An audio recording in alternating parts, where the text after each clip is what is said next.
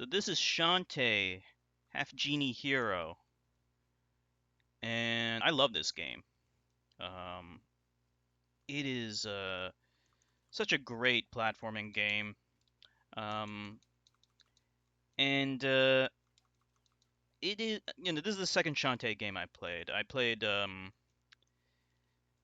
Pirate's Curse before this one, so that was Shantae 3. This is Shantae 4, Half-Genie Hero. Um, and I would say compared to that game, this does some things better than that game, but I think overall I prefer that game as a whole. Um, I definitely think that game is more challenging. But there's things about this game that are definitely better. Um, and I guess we should start with the graphics. The graphics are fantastic. Unlike the previous games, which mostly used the 16-bit graphical style, this game uses modern HD hand-drawn graphics, combined with some 3D polygons here and there to add some cool depth. And unlike some other 2D, 3D hybrid games like Marvel vs. Capcom 2 and Marvel vs. SNK 2 and stuff like that, which look really tacky in my opinion, this game is able to blend 2D graphics and 3D graphics really well. And everything just looks smooth. Nothing like the 2D stuff doesn't stand out. It's not conspicuous. It's all blended together very nicely, and I'm really pleased with the way the game looks. Um, and that goes hand in hand with the gameplay, with how the game actually controls. Controlling Shantae is like it's buttery smooth. She is very tight. The control's very tight and responsive. That's a mainstay of the series. So this is nothing new. But just playing it and feeling all of it is great. Um, the music, I love the music. Uh, One of my favorite tracks is in Mermaid's Waterfall, and it reminds me of music from Sonic the Hedgehog, Hydrocity Zone. So anything that gives me those kinds of chills is always a good thing. Um, yeah, it's a really cute game, cute art style, great music. Um, so the gameplay is a little bit different than what I was actually expecting. I was expecting more of like a Metroidvania game. I wouldn't really call this a Metroidvania game. At least it's less of a Metroidvania game than Shantae 3. In that, basically what you get is, let's just actually teleport out of here. You have like kind of like a hub world here, and so you can select which level you want to go to, and it basically gives you access to a bunch of mostly linear levels. I would describe these as pretty linear levels, but you backtrack through them. So that's like the major difference between this and like other Metroidvania games. It's not like a giant world that's all connected. And I feel like maybe Shantae 3 felt more like a Metroidvania game than this, but it's okay. What it reminds me most of is Mega Man ZX, actually, at least in its level structure. Um, yeah, but all the gameplay that you've come to love is still there.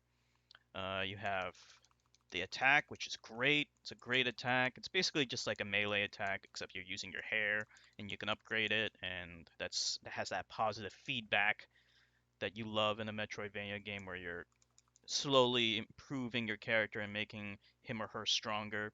You got what the major novel aspect to this game, the novel mechanic that separates this game from, let's say, Shantae 3, is you can transform into all these different forms. So you kind of go into this belly dancing thing, and then you can transform into other other forms.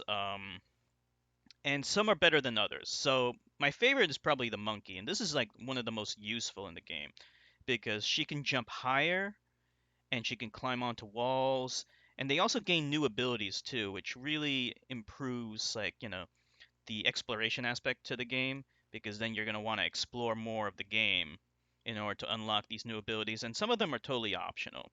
So you got the monkey form, but then you got some like less useful forms like the crab.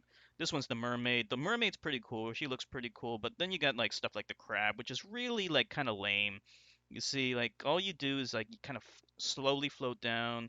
You can push it down, and then you're just kind of doing like this like very slow platforming stuff underwater, which I don't really like. You can upgrade your crab so that it gets like this lame attack, but that's about it.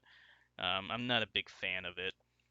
Um, and then you have like other transformations like the elephant. It's just like it's slow and then has this ramming attack that lets you get into some areas. So I guess it's the biggest problem with a lot of transformations is that they don't really enhance Shantae's innate power. They are used in mostly gimmicky puzzles.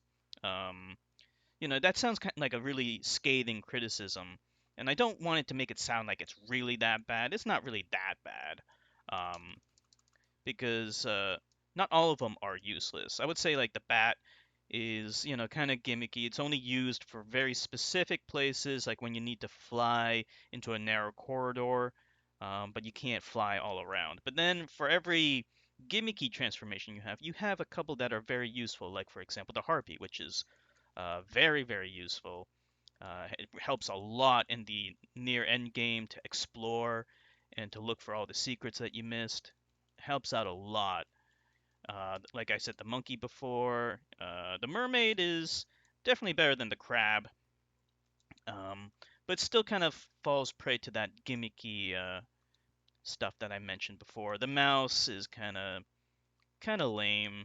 Some of these transformations I wasn't too crazy about. This the mouse, and then you just kind of go into these weird maze things. So little gimmicky, nothing too impressive there. Then you got some that I didn't really use that much at all, like the spider. This lets you kind of cling to walls. By the time you get it though, like you have like better transformations. So, um, but still, they look cool. The magic. So, of course, like any Shantae game, you get magic. Most of them are pretty useful. Um, you get this like thunderbolt. You can upgrade each one so they become more and more powerful. I really like this thunderbolt thing. You get this invincibility shield. You get this flamethrower. The flamethrower is pretty lame.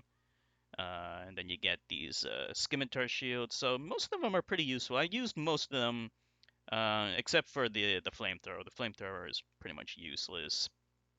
But just like Super Metroid, you can turn on and off the different kinds of power-ups you get.